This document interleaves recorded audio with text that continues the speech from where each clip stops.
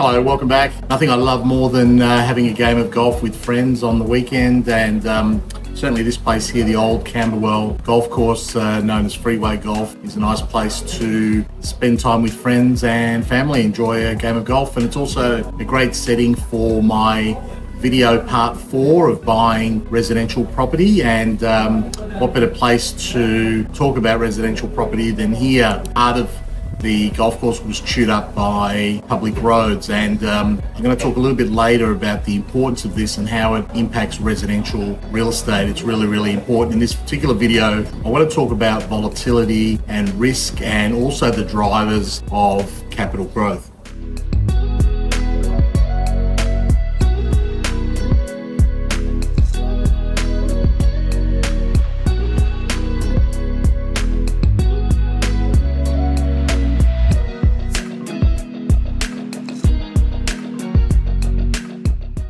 Okay, so just in summary, in part 1, we talked a little bit about the different types of residential property and the different types of zoning. In part 2, we talked about the Residential Tenancies Act, the statutory act that governs renting in Victoria. In part 3, we talked about the inverse relationship between capital growth and yield, which is highly critical, and also why often many investors that buy residential property are sitting on negative cash flow, and the reasoning behind that and why it's important moving forward. There are many different strategies around buying residential property that I hear in the marketplace. One of them being trying to find positive cash flow properties, or properties that you can improve and convert into cash flow properties, and we'll talk about a little bit about that as well. And especially I'd like to discuss the difference between risk and volatility. Those two things are different, but often they're described in a similar way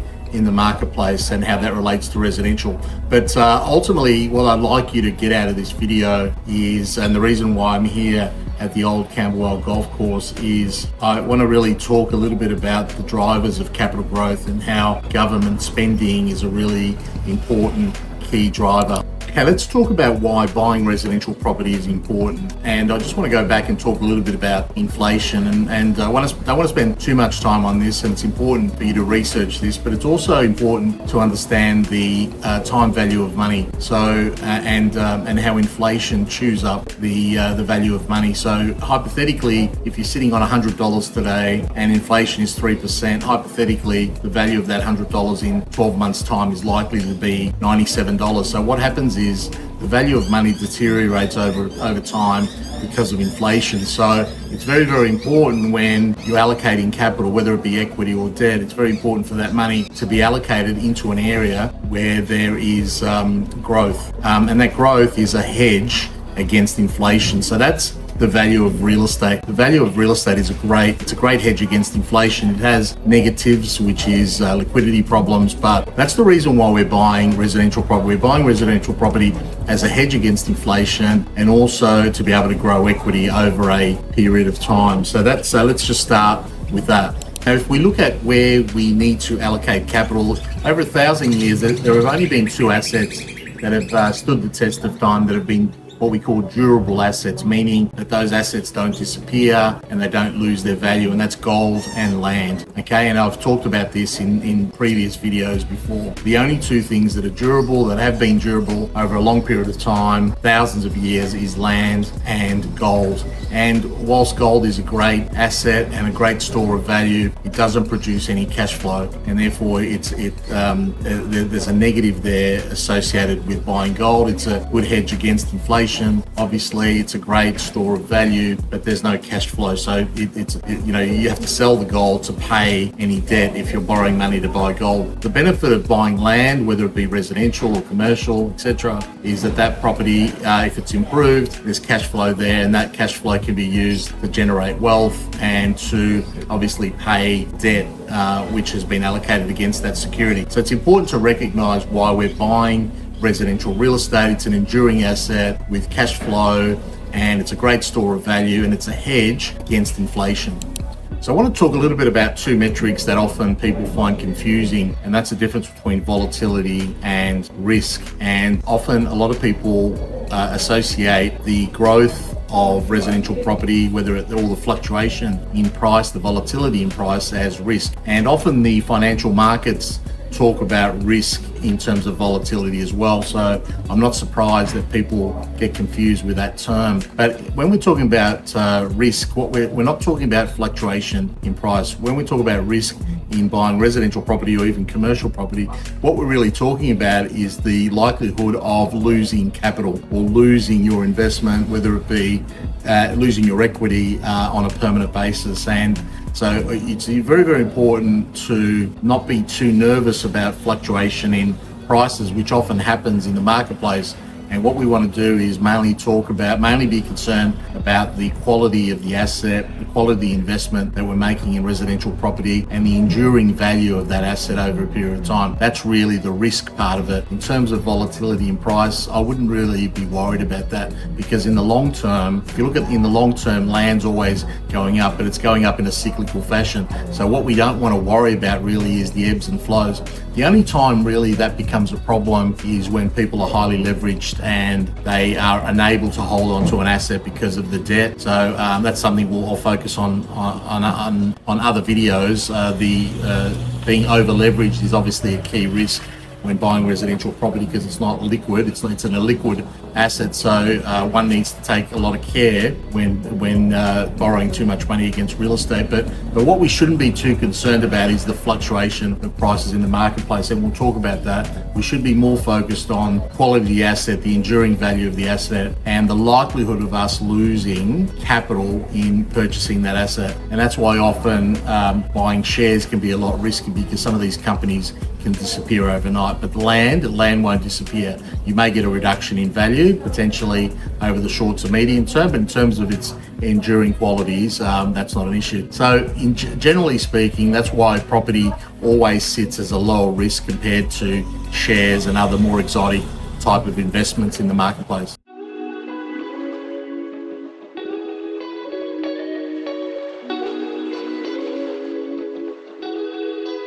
Okay, let's talk a little bit about capital growth and the key drivers. You'll remember that in part 3, we talked about capital growth and yield and the inverse relationship. And obviously the reason for that is just simply looking at the formula. Yield equals rent divided by purchase price. And obviously if the market value grows quicker than the rent, you get a reduction in yield. Now that's a good thing, because you're getting an increase in equity. And the net effect is that your equity is improving, and that's wealth creation. So there's nothing wrong with having a low yield, because you're buying a property that obviously is high in demand, and that's what we want to do. We want to buy properties that are high in demand and where we get good capital growth moving forward. But there are multiple strategies moving forward. So broadly speaking, there are a multiple of different strategies in the marketplace that you hear from various spruikers. One of those is, let's buy positive cash flow properties in the back of Burke, and they need to be positive cash flow from day one. The other strategy is adding a granny flat or improving the property in such a way that it improves the yield, etc. And look, there's nothing wrong with that, so long as you know what you're doing. So long as you know what you're doing, and there's a sensitivity analysis conducted to determine the best strategy. But there is a thing called opportunity cost. So if you buy a property and you add more funds to that property by virtue of adding a granny flat or a room, that's money that you could actually allocate in buying another property. So I have a bit of a problem. I like the idea of buying more properties and more leverage across more properties and having more diversity than putting all your funds into one asset. Also too, I'm always conscious of people that are advocating positive yield properties or properties with positive cash flow. It's very, very difficult to do, and I'm always mindful of people that think they can do that easily. My experience is you can't, and certainly I'm sort of open to looking at any investments that may provide that. But often those investments, like you look at suburbs, for example, like Dallas and Broadmeadows and Meadow Heights. A lot of these desktop advocates from Sydney and a lot of these spruikers are spruiking these areas, but often they're not telling you that there's 20% unemployment, the demographics aren't right, there's vacancy issues, there's crime issues, there's issues with overlays, etc. So really, I really worry about some of the advice that I hear in the marketplace. But certainly I'm happy to look at any opportunities or any any case in point on a property-to-property basis. But I think generally speaking, what you want to be doing is you want to be diversifying your property portfolio over a period of times and have more properties rather than less. Eventually, the yield will catch up because as rental, for example, in some of the areas that I purchased this year, the rents have increased by 4 and 5%. Eventually, the yield will increase naturally, and that's why I'm not too concerned about it. Obviously, there's issues with negative cash flow, and properties need to be affordable, and you need to watch out for being highly leveraged. All those things are very, very important. But this idea that you need to focus on positive cash flow in the Australian marketplace, I think if you did that 10, 20 years ago, you'd be much worse off than using those funds in purchasing multiple properties where you can get an uplift in equity. Okay, so let's talk now a little bit about what are the drivers of capital growth. So let's talk about what are the key drivers of capital growth. Well, it's important to know that the number one driver, the main driver, is the rate of credit growth, and often this is not discussed in the marketplace. If the banks aren't lending, the property market won't increase. In fact, if you hear that their credit lending is falling, I can guarantee that the market will fall. So the banks also control the marketplace. If you've got a mortgage on your property, have a guess who's holding the title? It's the banks, and the banks also control the lending. So effectively, the banks control the marketplace. The banks and the government control the marketplace. And what the government wants to see is they want to see a continual rise in capital growth across the marketplace, and they do this by using immigration and bank lending, and they control the bank lending. So the number one criteria, the number one driver of capital growth is the rate of credit growth. Okay, so when you see credit growth growing in the marketplace, you're going to get a growth in capital or market value in residential real estate across the board, irrespective. When you see a fall in the rate of credit growth, you're going to get a fall in market value. So that's the primary driver. But let's focus now on what are the other things that we need to consider when buying residential property for growth.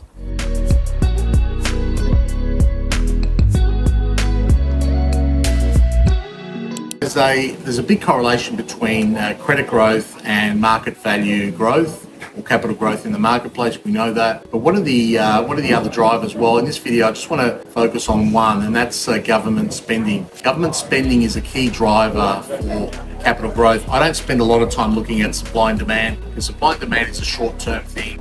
Sure, if you're looking for a sugar hit, the wind's here, it's incredible. The wind's amazing. Sure, if you're looking for a sugar hit, government supply-demand factors are important, and I certainly look at that. But the main thing I look at is government spending. Why? Because private investors follow government spending.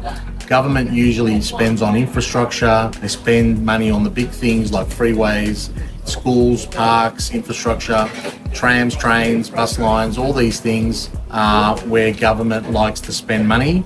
And of course, private investors love that, because when they buy large parcels of land, all that infrastructure is in place, okay? The reverse is also true. Private investors don't like buying in areas where the infrastructure isn't complete. There's a much higher risk. So government spending, $1 of government spending, hopefully usually attracts $5 of private investment. Now, if we look in Melbourne, where's most of that government spending? You've got the northeast area of Melbourne, where the ring road extension from Watsonia and Bulleen is currently being built. And of course, if you have a look at a lot of the purchases that I made last year were in those areas, and those areas have grown quite considerably. There's also the West Gate Bridge extension. If you look in the western suburbs, areas like Werribee have grown by about 10,000 people in the last 6 or 7 years, and it's very, very quick now with that extension to get into the CBD. It's quite quick.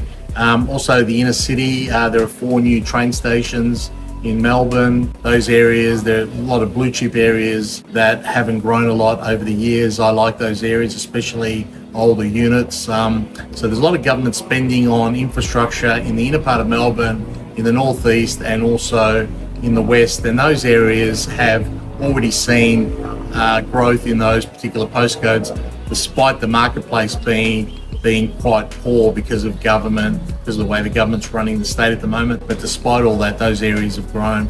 So I just want to talk about government spending in terms of how it relates to this particular golf course here. So this particular golf course is located between Bulleen and Balwyn.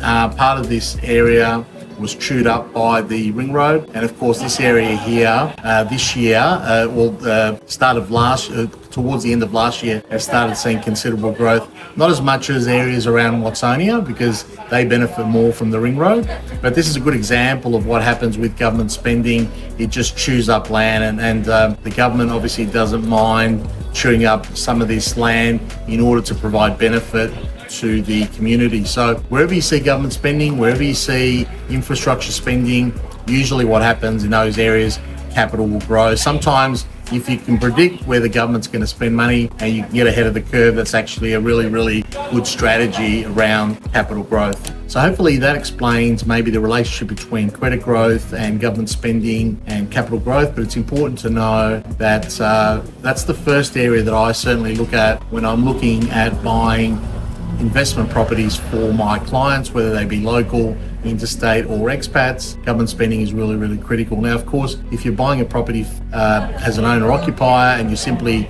making a choice for lifestyle purposes, of course, it's not really that critical. But when you're looking at buying a property and you're going to be sitting on negative cash flow potentially moving forward, then it's critical that those properties grow.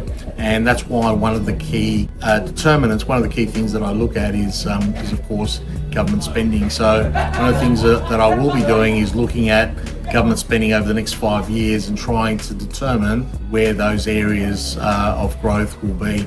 It's important also to recognise that government spending alone won't necessarily give you capital growth, especially in areas which have large parcels of land that are undeveloped land where there's no scarcity. So it's not just government spending, you need spending with scarcity with a few other attributes, a few other key requirements that I'll be discussing in other videos. So thanks for your attention. If you've got any questions, emails or any opinions, please send them through. The next video will continue this discussion around residential properties from the investor's perspective. Eventually I'll focus on owner-occupiers, but for the time being I just want to continue this discussion around buying residential for investors and especially for beginners.